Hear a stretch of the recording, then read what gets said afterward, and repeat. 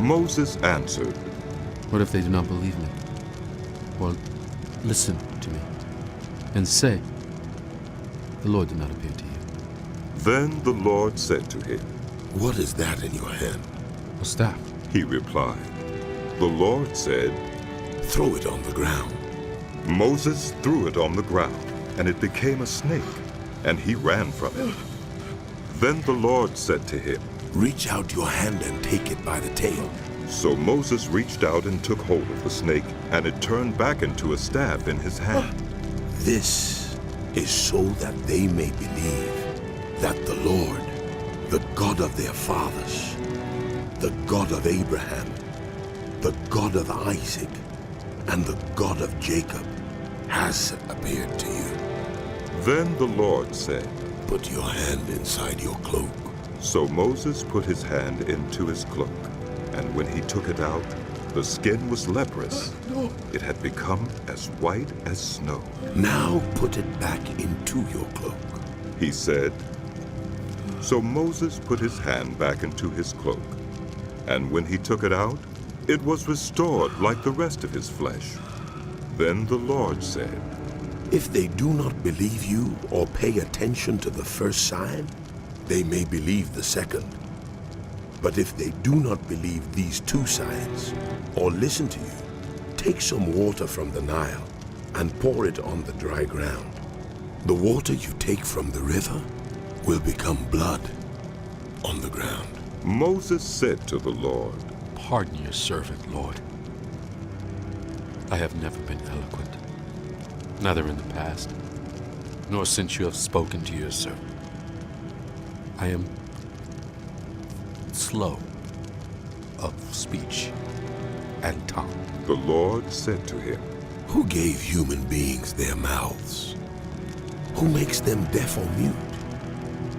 Who gives them sight or makes them blind? Is it not I, the Lord?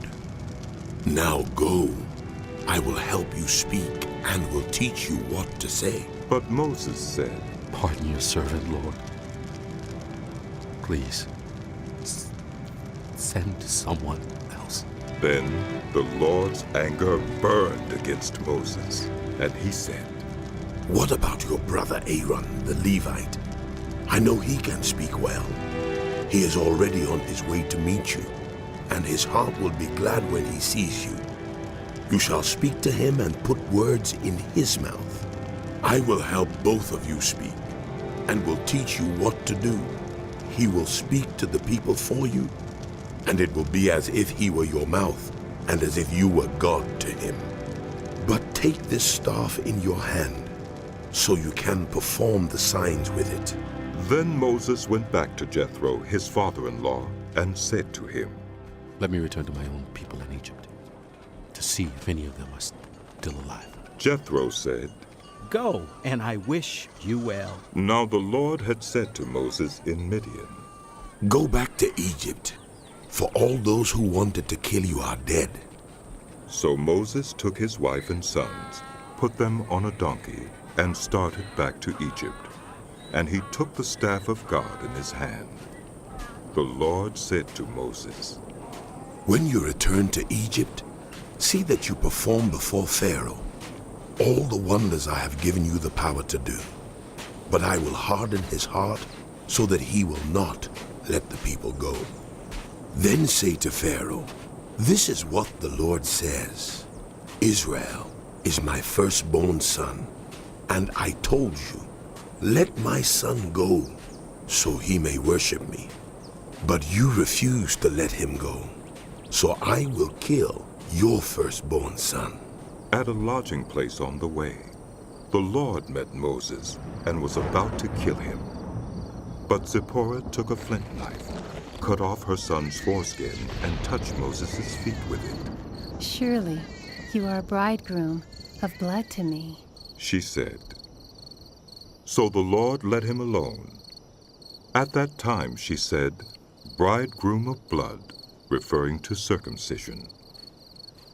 The Lord said to Aaron, Go into the wilderness to meet Moses. So he met Moses at the mountain of God and kissed him.